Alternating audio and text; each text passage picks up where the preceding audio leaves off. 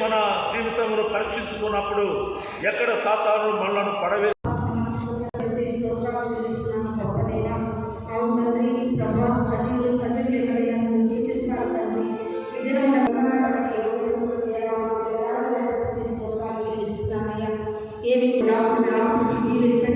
అలాగే మా దైవజనులు కూడా మీరు ఆశించి జీవించండి.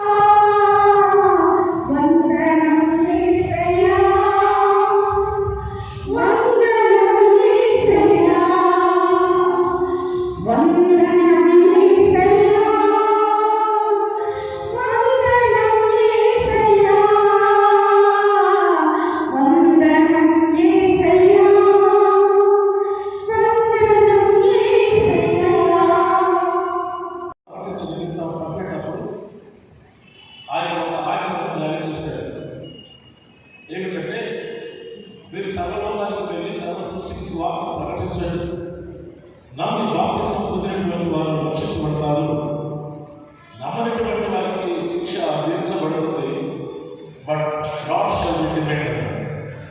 మీరు ఎవరిని బలవంత పెట్టవద్దు, మీరు సువార్తను చెప్పండి అని అంటూ నమ్మి బాప్తిస్మం పొందినటువంటి వారు చాలా కాలం నుండి మందిరానికి వస్తున్నారు, కానీ యేసుక్రీస్తును నమ్మలేదు.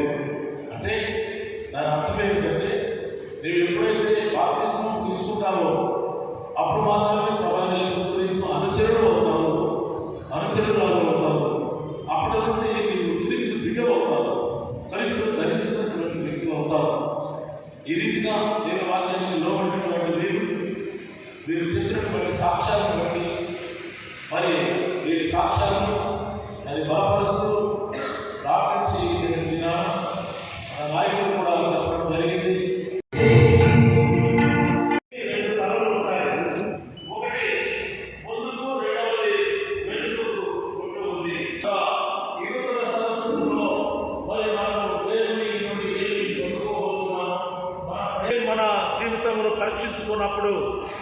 సాతాను మనలను పడవే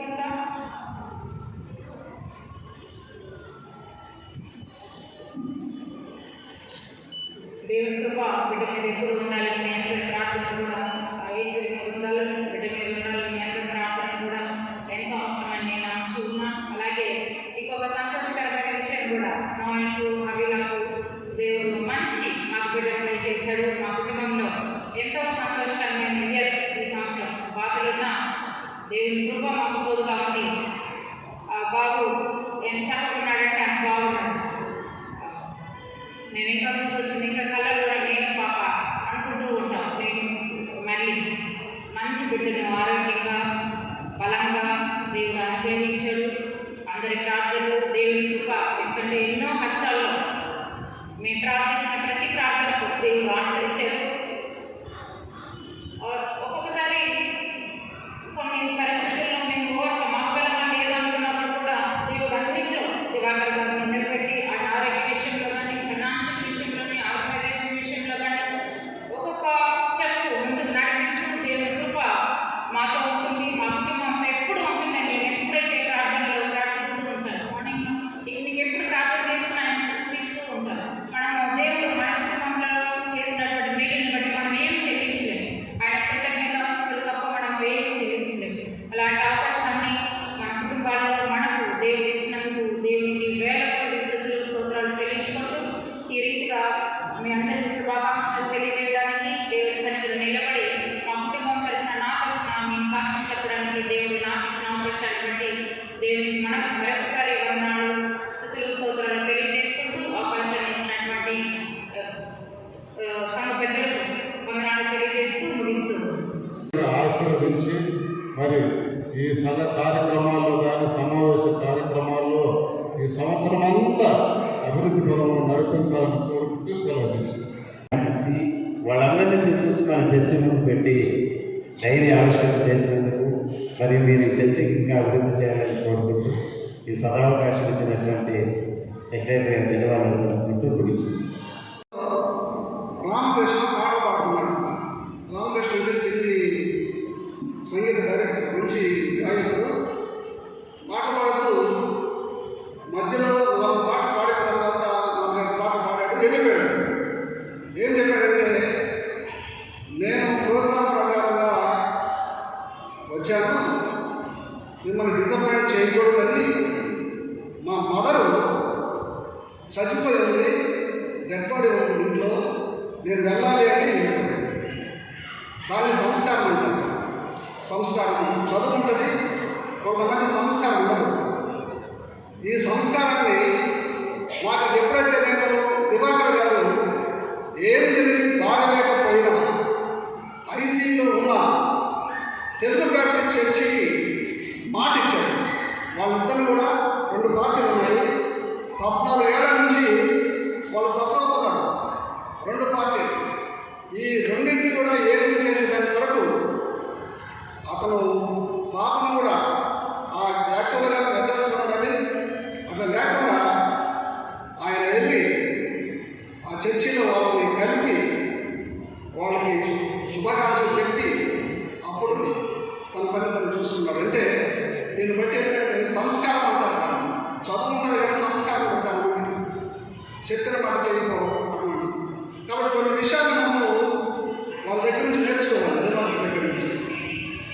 కాబట్టి ఈరోజు ఈ శుభ సమయంలో ఈ నూతన సంవత్సరంలో 2026 శుభాకాంక్ష ప్రకారాన్ని గౌరవనీయులు జేవి దివాకర్ గారిని కోరుతున్నాను. దైవజనులు ఏడుచంద్ర గారు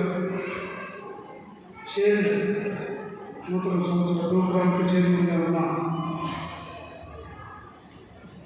పి కృపారావు గారు, సంఘ కాపరి వెంకటస్వామి గారు, నా సతీమణి జీవనారాయణ గారు, నా కుమార్తె ఇచ్చేసినటువంటి సంఘ సభ్యులారా, ఈ నూతన సంవత్సర శుభాశిష్యులను అందిస్తున్నాను. నేను జస్ట్ 2-3 మినిట్స్ విషయాలు చెప్పి తర్వాత నేను మాట్లాడతాను. నేను నా జీవితంలో చర్చి కడతాను అనుకోలేదు. నా జీవితంలో చర్చిలో ఒక పాస్టర్గా సెమినరీ కోర్సు చేస్తాను అనుకోలేదు. ఇది ఎందుకు చెప్తున్నాను లాస్ట్ అర్థమవుతుంది. నేను చాలా రఫ్గా ఉండేవాడు, చాలా స్టబార్డ్గా ఉండేవాడు, చాలా బ్యాడ్ హ్యాబిట్స్గా ఉండేవాడు. నేను పెద్దవాళ్ళని లెక్క చేసేవాడు కాదు, ఎవరిని లెక్క చేసే మనసు కాదు. మా స్టూడెంట్ లైఫ్ అంతా రాడికల్ మెంటాలిటీ. నేను దేవస్థాన గారు ఉద్యమాన్ని నడుపుతూ ఉన్నప్పుడు ఆ ఉద్యమానికి వ్యతిరేకంగా నేను వేరే వర్గంలో ఉన్నవాడు. నేను చిన్నప్పటి దినానే నేను పోలీస్ స్టేషన్లో ఉంటాను. నా పేరు పోలీస్ స్టేషన్. చిన్నప్పుడు అది ఇందుకు తర్వాత చెప్తాను, సమయం కాదు. నేను స్టేట్ 2-3 రాష్ట్రాలకి నేను టీవీలో కనబడ్డాను. చిన్నప్పుడు ఒక పెద్ద విషయంలో నేను పోలీస్ కేసులో ఉన్నాను. అప్పుడు నా వయసు దాదాపుగా నేను చదువు 8th క్లాస్. ఆ టైంలో నేను చాలా టీవీలో నేను చూపించబడ్డాను. ఇది చెప్తున్నా అంటే దేవుడి కార్యాలు చాలా గొప్పగా ఉంటాయి. మనిషి ఆలోచించే విధానం వేరు, బైబిల్లో చెప్పబడింది వేరు, దేవుని ఆలోచన వేరు. అలాగే నేను సడన్గా ఒకరోజు అర్ధరాత్రి మా ఇంటికి వచ్చి మంగళవారం మా అమ్మకి నేను సెమినార్లో ఎగ్జామ్ రాస్తాను బైబిల్ కోర్స్. మా అమ్మ నవ్వింది. ఆ రోజు టైం రాత్రి 9 గంటలు అంటే నమ్మలేదు. అయినా నేను మార్నింగ్ 4కి లేచి మా అమ్మ చేత వేడి స్నానం తీసుకొని చేయించి నేను రామపేటకి వెళ్ళాను. వెళ్ళి ఆ రోజు మా నాన్నగారు లేదు. సరే మా అమ్మ ఫోన్లో చెప్పింది, నిజమేనా ఇది, నేను వంటలు ఉంది, వాడు మారటం లేదు అని మా తండ్రి అనడం జరిగింది. కానీ నేను సెమినార్కి వెళ్ళాను. చాలా చక్కగా సెమినార్లో ఎంట్రన్స్లో అటెండ్ అయ్యి బైబిల్ కోర్సులో నేను జాయిన్ అయ్యాను. అప్పుడు నన్ను ఫ్రాంక్లిన్ గారు, నాకు గురువు, చాలా ముఖ్యుడు, వారు నన్ను చాలా దగ్గర తీశారు. సెమినార్లో కూడా చాలా గొడవ జరిగింది. గొడవలో ఉన్నాను, యాజిటేషన్కి వెళ్ళి ఉన్నాను. అలాగే గోపాలరావు గారు మన చైర్మన్ గారు, వారు నాకు టీచర్, నాకు ఇంటర్మీడియట్లో లెక్చరర్.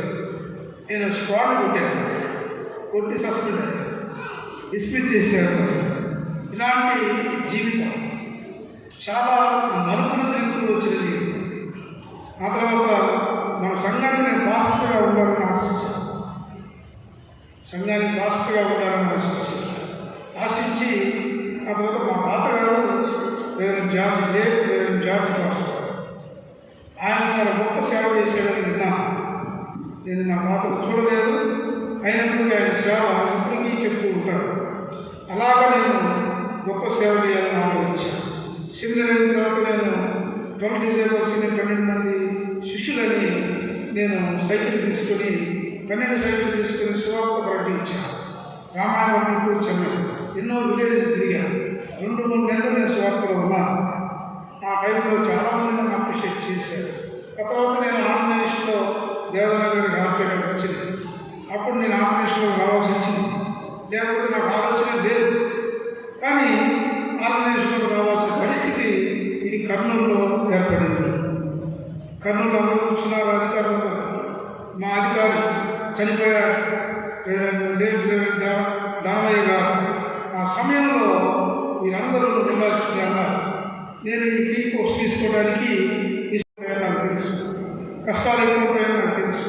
ఒక నాయకత్వం చేయడంలో చాలా సమస్యలు ఎదుర్కోవాల్సి వస్తుంది తెలుసు.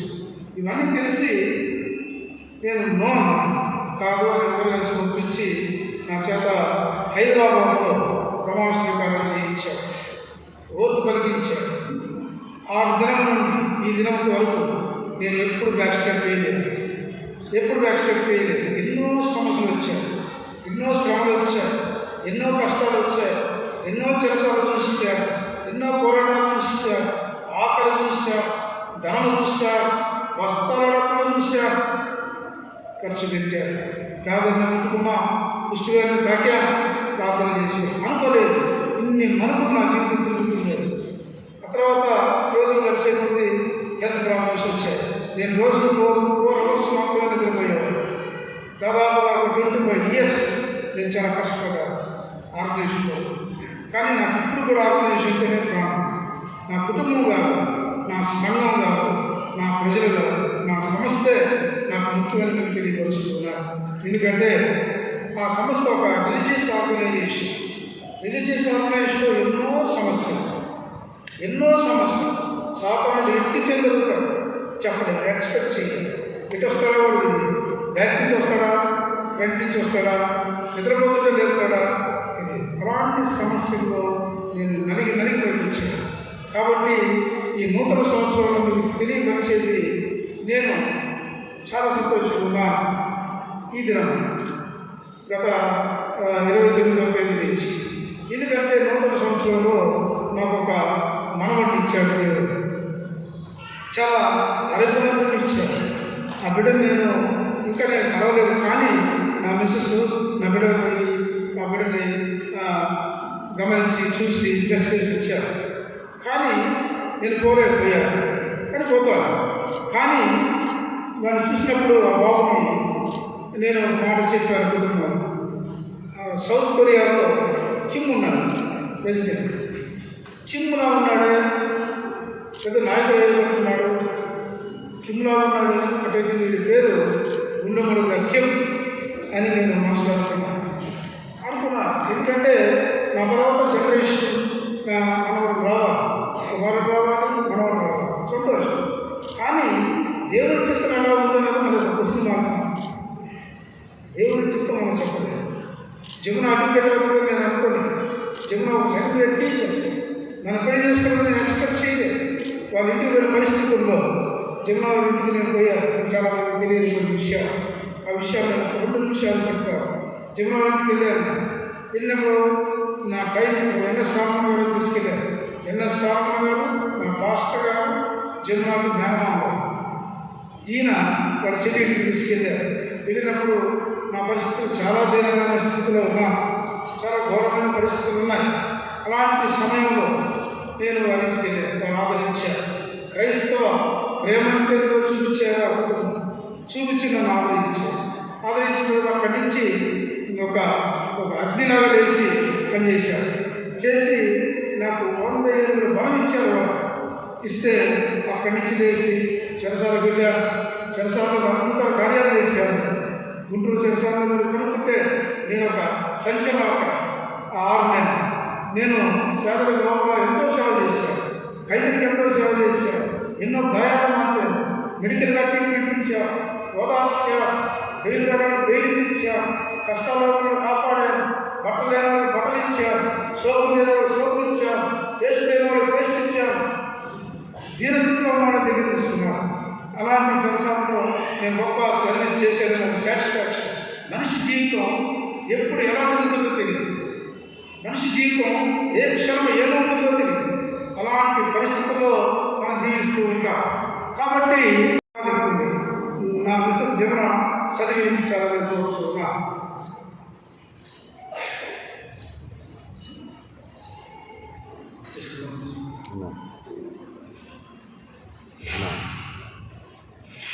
ప్రసంగి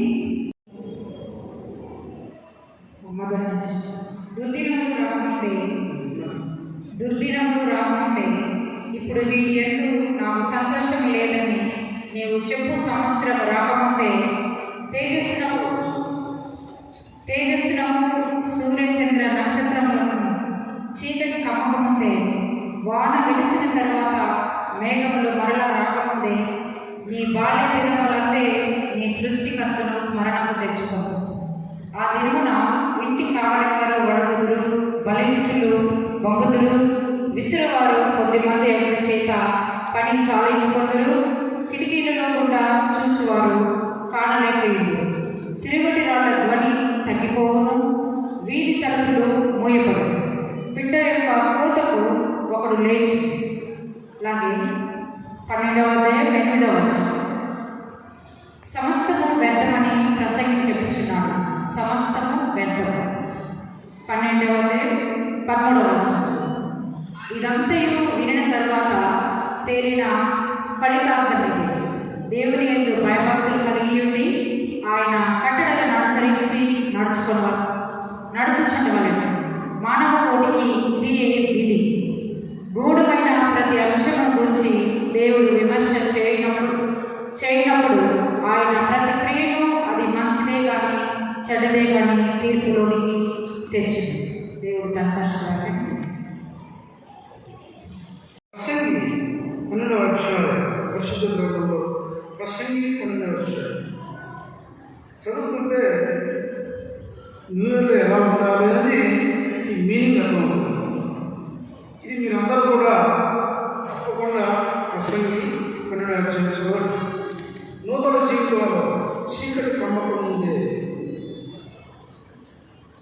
వర్షము వచ్చి మేఘము రాకముందే ఈ పదాలు నూతన జీవితం వచ్చే అవసరం.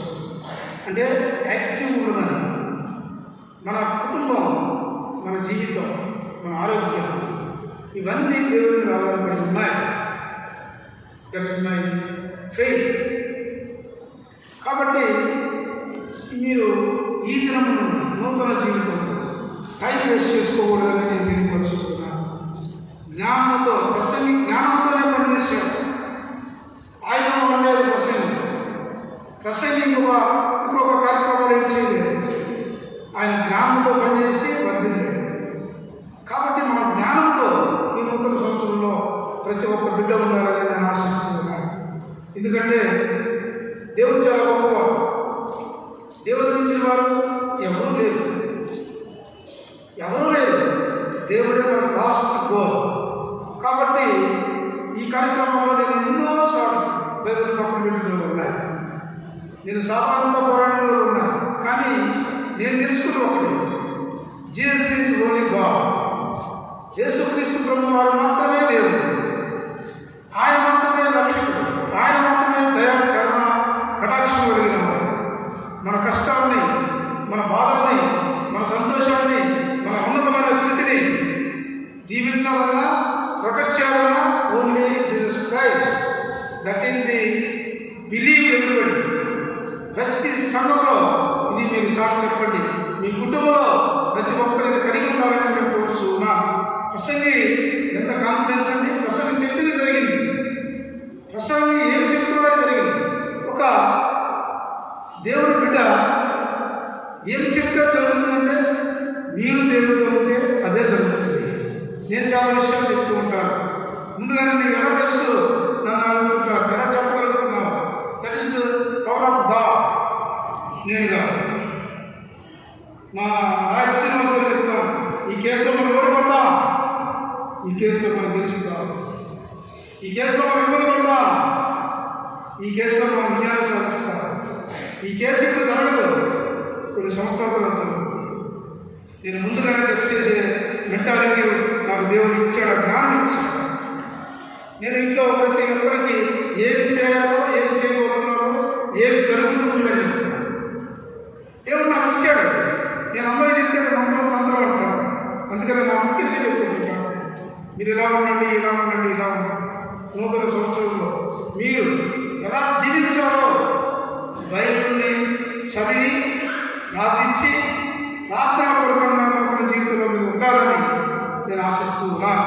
ఉన్నప్పుడే మీరు వర్తిల్లుతారు, ఉన్నప్పుడే మీరు ఆశీర్వదించబడతారు. మన సంఘం ఇంతవరకు ఆశీర్వదించబడింది అంటే గత సంవత్సరాల నుండి మనం చూసాం. ఫస్ట్ మన సంఘం ఒక ఊరు గుడిసాం, ఆ తర్వాత రేకుల షెడ్, ఆ తర్వాత చిన్న స్లాబ్ బిల్డింగ్. ఈరోజు టౌన్లో నెల్లూరు జిల్లాలో ఉన్నతమైన సంఘంగా మనం కట్టగలిగాం. ఇవన్నీ దేవుడి నిర్ణయాలు, నా పవర్ కాదు, నా మనీ కాదు, దేవుడు ఇచ్చిన అవకాశాన్ని నేను ఉపయోగించుకున్నాను. కాబట్టి సంఘంలో ఉన్న ప్రతి ఒక్క బిడ్డ, ప్రతి ఒక్క స్త్రీ, పురుషుడు, పాప, చిన్న బిడ్డలు, పెద్ద బిడ్డలు, ప్రతి ఒక్కరు జ్ఞానంతోనే బతకాలి. మూర్ఖంతో ఉండకూడదు. దేవుడి దగ్గర జ్ఞానంతోనే ప్రార్థించాలి. చాలా మంది మూర్ఖంగా ప్రార్థిస్తుంటారు, ఖండిస్తుంటారు దేవుడిని. ఓ ప్రభువా, నాకు చేయలేదు ఈ పని, నిన్ను నేను ప్రార్థన చేయను, నిన్ను నేను ఆరాధించాలని ప్రార్థన చేసేవాడు ఉంటారు. అది కరెక్ట్గా దేవుడిని మనం ఆరాధించాలి, జ్ఞానంతోనే ఆరాధించాలి, జ్ఞానం కలిగి జీవించాలని నూతన సంవత్సరంలో మీరందరూ పిల్ల పాపలతో కుటుంబాలు వర్తిల్లాలని, ఉన్నతమైన స్థితిలో ఉండాలని నేను మనసారా చర్చి ఎల్లరి గారిని మీకు వందనాలు తెలియపరుస్తూ ముగిస్తున్నాను. Thank you very much. Cake cut చేస్తాం కొద్దిగా.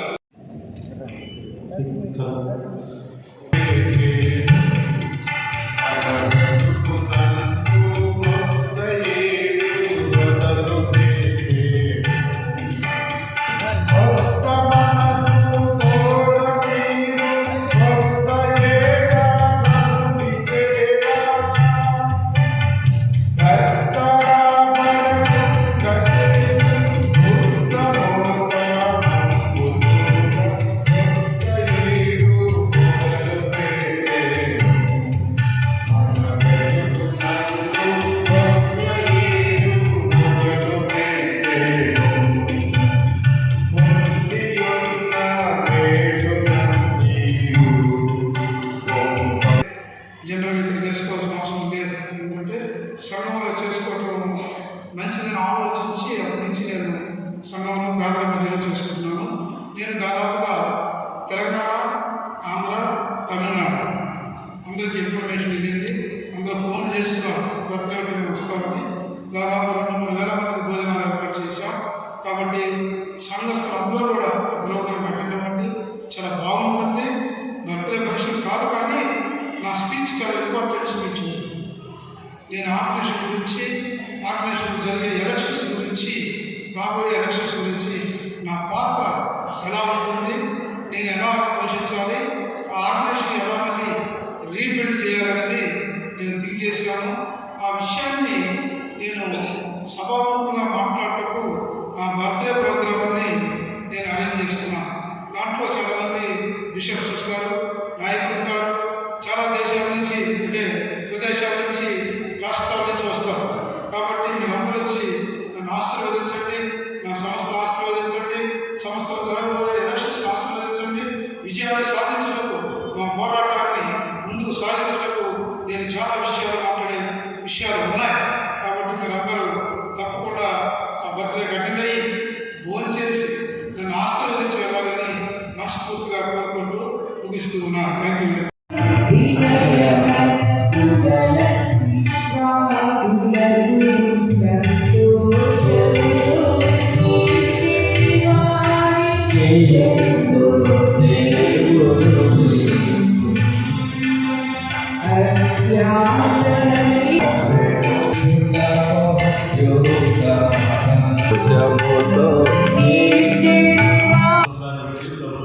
చూపిస్తూ మరి దేవుడు ఇలా మనల్ని ప్రేమించినాడు గమనించి ప్రియులు మరి కృతజ్ఞత హృదయంతో పాల్గొన్నటువంటి కుటుంబాల బిడ్డలు మీరు దీవించిన ఈ కాలం ఇచ్చిన బిడ్డల జీవితాల్లో మీ వాగ్దానాన్ని నెరవేర్చండి.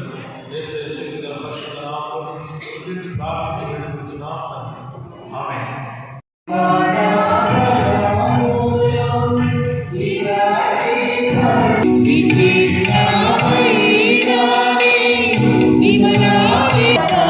ఇచ్చినటువంటి కాలంలో మా తండ్రి నీ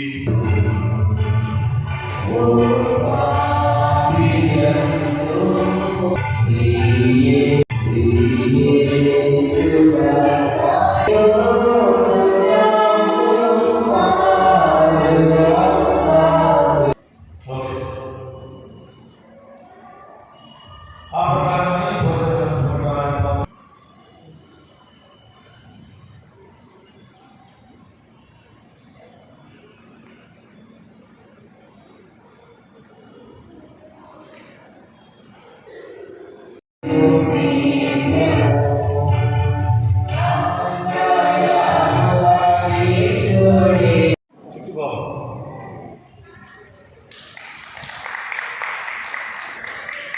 రూపం